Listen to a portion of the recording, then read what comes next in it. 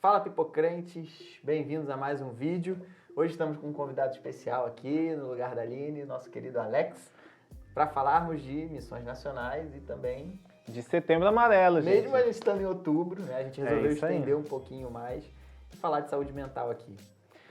Até porque, gente, saúde mental é um assunto que é pro ano inteiro. A gente tem que falar sobre isso. A gente está saindo de uma pandemia que consumiu quase 2 anos das nossas vidas.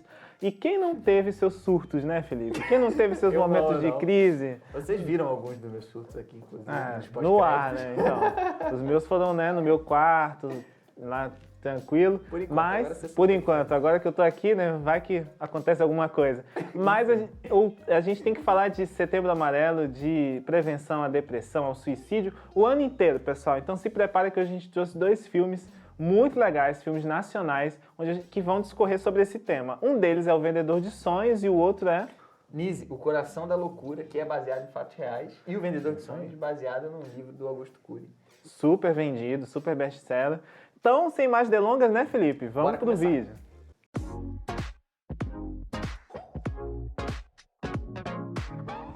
Pois é, como a gente falou, a gente vai falar hoje sobre O Vendedor de Sonhos, que é o nosso primeiro filme, que é um filme inspirado num best-seller do Augusto Cury, né? Que vai falar sobre a história de um psicólogo, olha só, que estava assim, à beira de se suicidar. Ele subiu, gente, no 20º andar de um prédio lá em São Paulo para se jogar de lá. E aí o que acontece? Esse cara é impedido de cometer suicídio por um misterioso e excêntrico mestre que começa a conversar com ele sobre a vida e sobre a importância de se guardar algumas lições, né, preciosas sobre a vida. Então ele começa a caminhar com esse cara, Felipe. E aí o que acontece? Outras pessoas começam a se juntar com esses 2 personagens e aí o filme começa a desenrolar uma trajetória de aprendizados que é muito interessante. Cara, a gente estava conversando aqui antes do episódio que ele é muito bom em colocar princípios muito profundos, assim, em falas às vezes muito curtas. Então o filme, às vezes você vai olhando e fala, caraca, a gente tem que assistir o filme com um caderninho para ir anotando. E muitas dessas falas, muitos desses ensinamentos sobre a vida, sobre trazer a vida para uma nova perspectiva, né? Pensar fora da caixinha do mundo normal, tem a ver com o cristianismo. E o Augusto Cury gosta de colocar isso nas obras dele. Ele coloca, assim, uma pitada de evangelho ali. Mas apesar do Augusto Cury ter essa pegada cristã subliminar ali, vamos dizer assim, ele vende livro para não cristãos e, como o Alex falou, no mundo inteiro. O gênero de autoajuda, né, foi muito popularizado no Brasil por causa das obras do Augusto Cury. Inclusive, nesse filme, né, é muito clara a semelhança que a gente pode traçar entre esse personagem que é o mestre ou o vendedor de sonhos com a figura de Jesus Cristo, né? A gente vê que o Augusto Cury tenta traduzir essa ideia, né, e essa imagem de Jesus nesse personagem. Embora, né, a semelhança ali física no filme também seja bem evidente com essa ideia que a gente costuma ter quando pensa em Jesus, né? Jesus é. E aí também tem um outro grupo, né, que é o grupo que se junta com ele e com o Júlio César, que começam a andar pela cidade, que a gente pode comparar com os discípulos de Jesus. Então esse filme como um todo, gente, ele tem lições muito interessantes e muito bíblicas sobre a vida e sobre a importância da gente valorizar quem a gente ama, né? Uma das lições que o mestre passa muito para o Júlio César é a lição da simplicidade, de enxergar nas coisas simples da vida coisas importantes. E aí a gente fica correndo atrás dessas bens materiais, até desse status, como se isso fosse o que vai nos trazer felicidade. E isso gera na gente um cansaço, um desespero, porque sempre vai ter alguém mais rico, sempre vai ter alguém, algo a se conquistar, algo a se comprar. E a gente vai se sentindo cansado, isso, como você falou, nesse tempo de pandemia, que a gente ficou parado, né? A gente ficou parado, ficou preso em casa, a gente teve problema de muita gente perdendo emprego, muita gente desorientada na vida, muitos jovens sem saber o que ia fazer com a faculdade e tal. E a gente se sente cansado, se sente inútil porque a gente não está atingindo as metas que a sociedade coloca pra gente que são metas. E às vezes a gente olhar pro que é simples, pro que realmente é importante pra nossa família, pros amigos, pro amor, olhar pra Jesus, talvez seja um exercício que a gente precisa realizar nesse nosso mundo de hoje. E muita gente, né, acabou perdendo também pessoas queridas, né? Então, assim, isso tudo tem um impacto na nossa saúde mental de um modo geral, né, como população, né?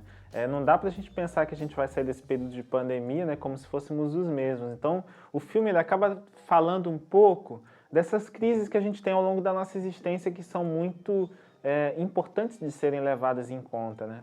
E aí ele tem algumas cenas bem interessantes, né? Eu lembro que tem uma que ele leva todos os empresários da cidade, né, os empresários mais ricos, leva para um cemitério. Só CEO. Exatamente, para falar quem eles são, quem eles serão quando eles morrerem, né? Que, na verdade, depois que a gente morre, o que a gente ganha de dinheiro, as coisas que a gente faz, isso tudo vira história, né? Começa a ler as lápides, né? É Exatamente. Nenhuma lápide tem assim, esse foi não sei quem, CEO por 20 anos. Não vai ter, cara. Exatamente. É pai amado, né? Filho querido e por aí. Exatamente. Então, é uma cena bem interessante. Tem uma outra cena também que ele vai num velório, né? O filme é bem assim, né? A estética dele, inclusive. Eu confesso que eu fiquei nervoso quando ele começou a falar ali no velório. Eu falei, meu Deus, cala a boca, cara. Foi meio assim, né? Ele interrompeu a galera lá no chorando. E ele, por que vocês estão chorando? Vamos lembrar do que a pessoa representou, né? De quem ela foi. A cena é muito bonita, né? De quem é essa pessoa que estava ali sendo velada, o que ela representou, quem ele foi de verdade, né?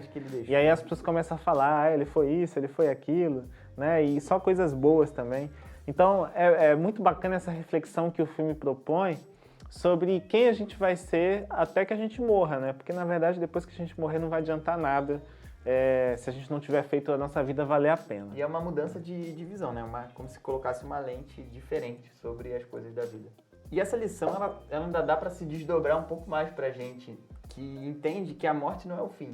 Então a gente pode olhar para nossa vida, e é bom que a gente olhe para nossa vida com outros olhos, pensando na marca que a gente vai deixar aqui na Terra, mas também como uma preparação para a eternidade. A gente tem essa visão, porque a gente sabe que a morte não é o fim. E aí, pensando também em algumas cenas do filme, né, nesse contexto todo que o filme apresenta, tem uma cena que já é bem no finalzinho, a gente vai dar um spoiler aqui, que é quando o mestre vai falar, né?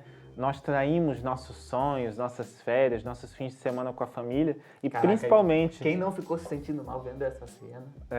Tem algum probleminha. Todo episódio eu faço isso, né? Se você não...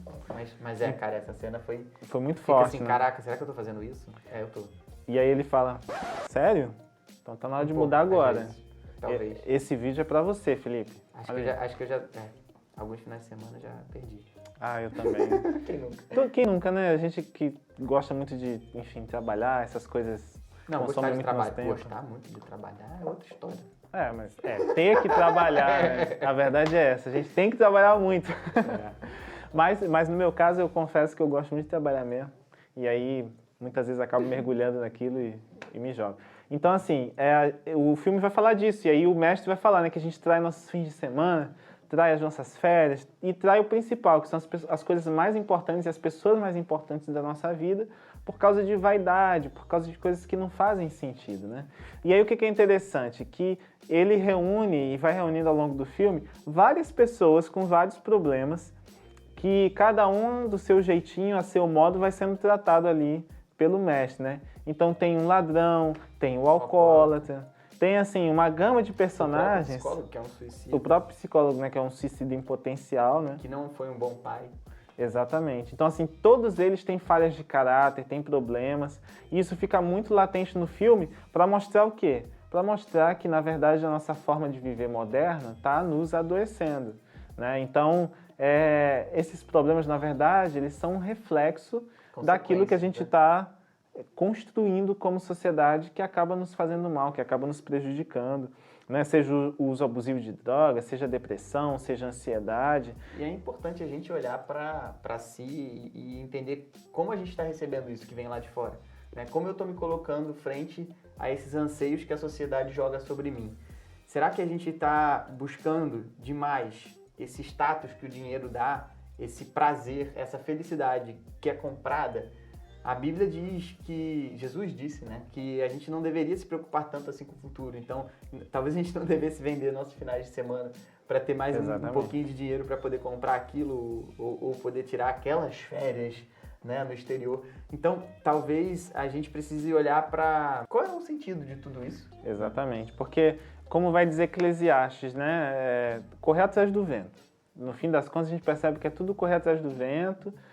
Ao mesmo tempo, Mateus também, né, lá no Sermão do Monte, tem algumas passagens bem interessantes, né, quando Jesus vai falar, olhe para os lírios do campo, eles não semeiam, não colhem, mas Deus dá para eles tudo o que eles precisam, né? E lá em Mateus 6,33 ele vai dizer, busquem primeiro o reino de Deus e a sua justiça, e todas as outras coisas vão ser o quê? Acrescentadas.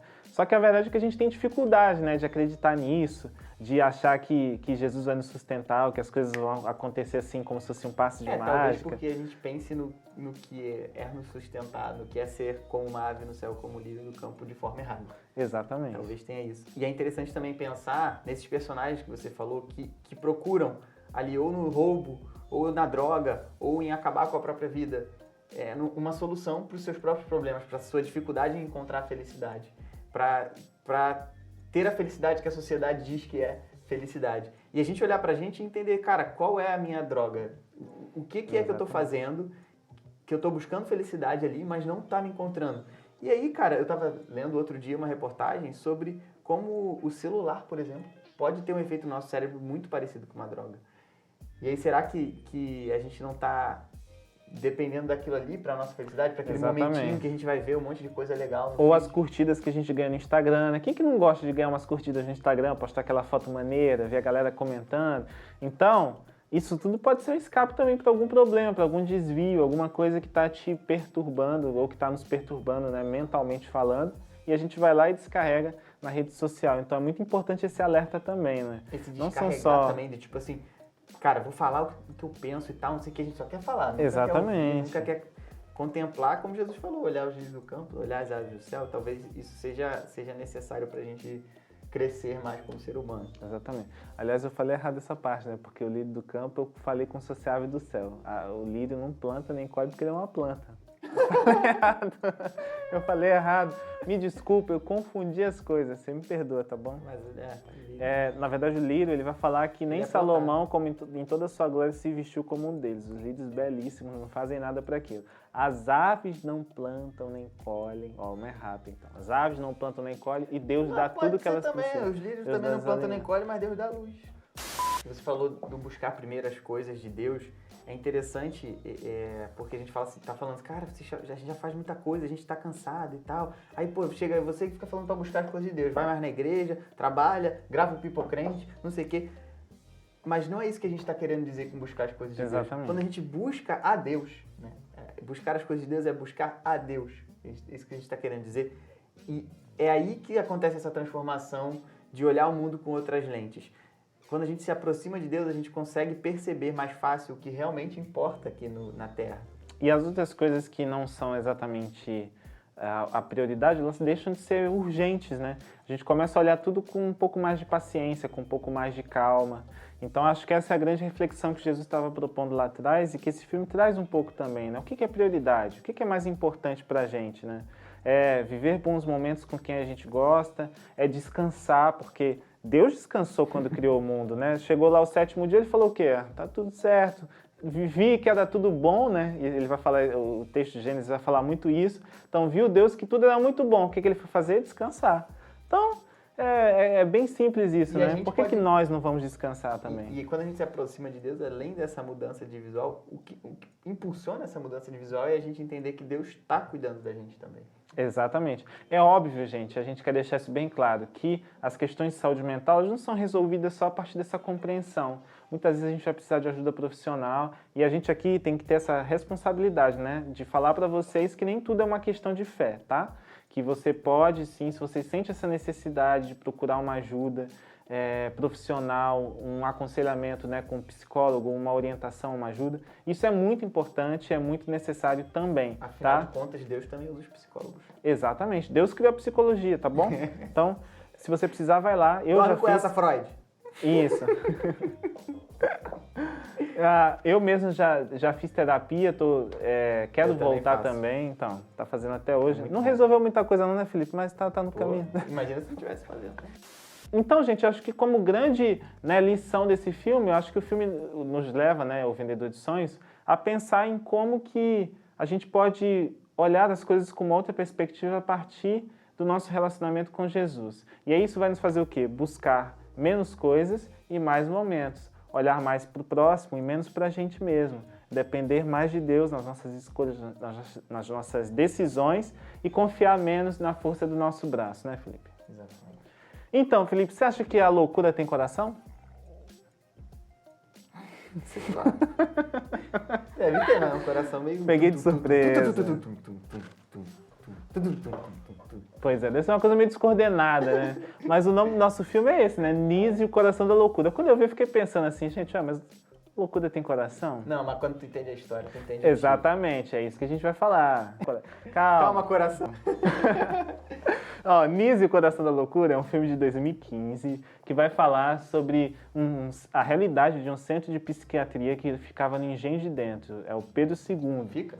Fica ainda, né, no Engenho de Dentro, aqui no Rio de Janeiro. E só que ele vai falar de uma realidade das décadas de 1940 e 1950.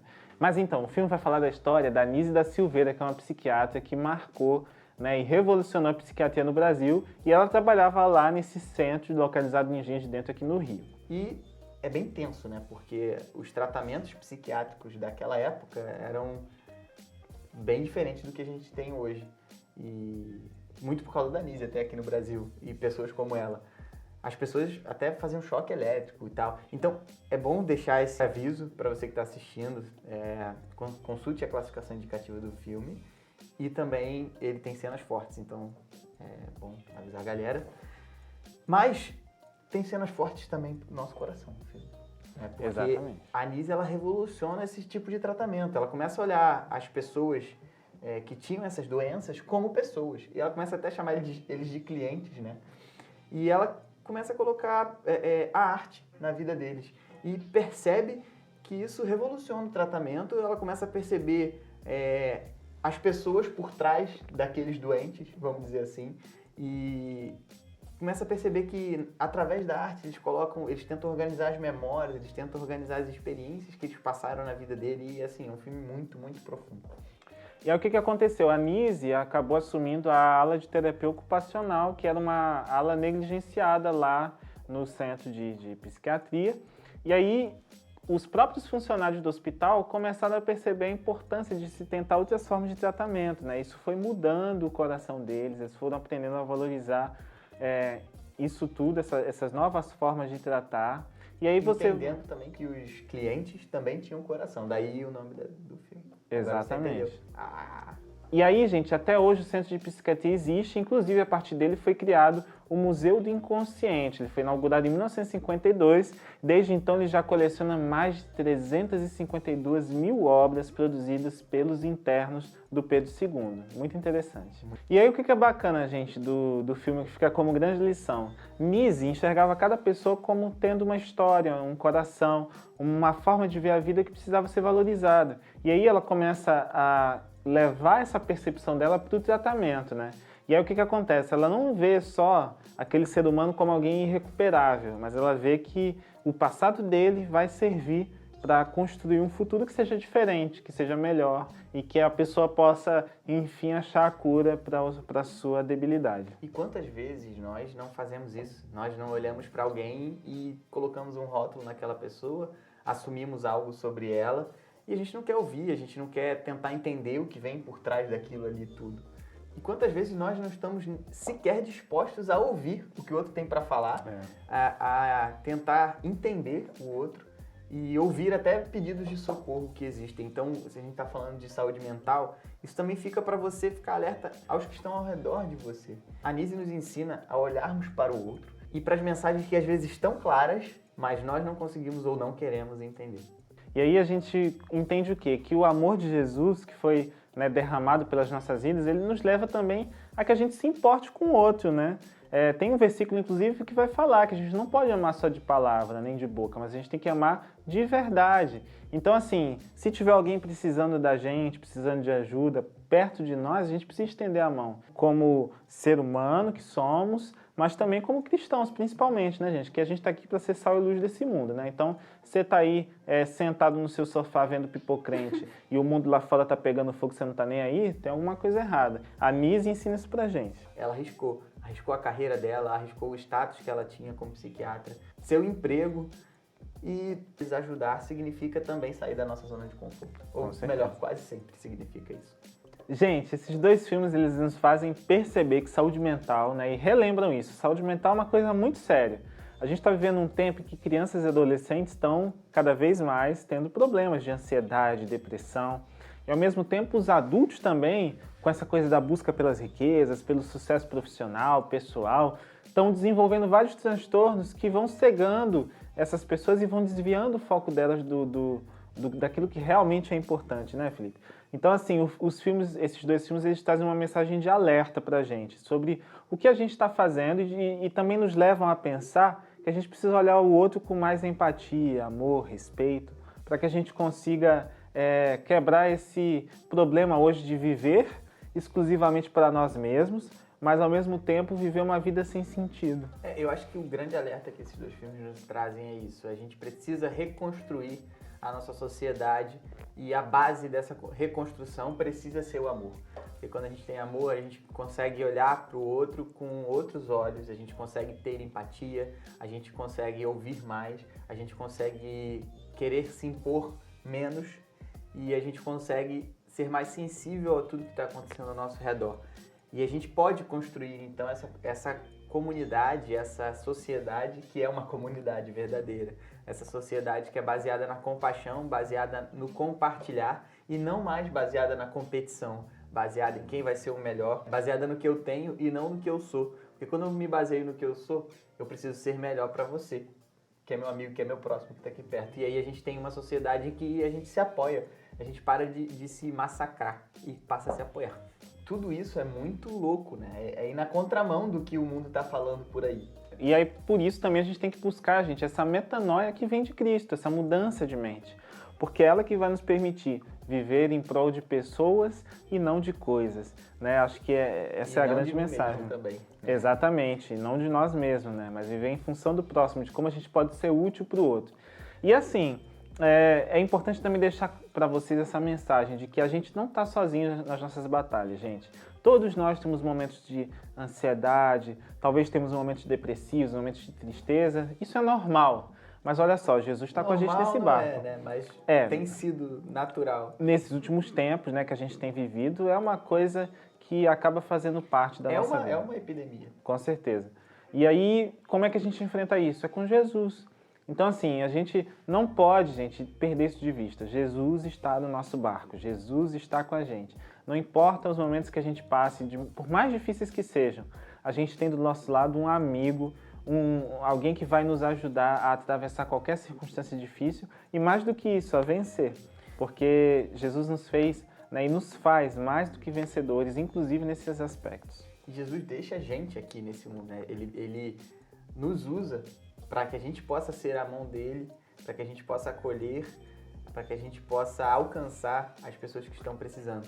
Então, se você quer ser essa pessoa também, junte-se a gente. Ou se você precisa ser acolhido, se você está precisando de um socorro, cara, deixa aqui nos comentários, manda um direct nas nossas redes sociais, fala com a gente quer ter você perto da gente.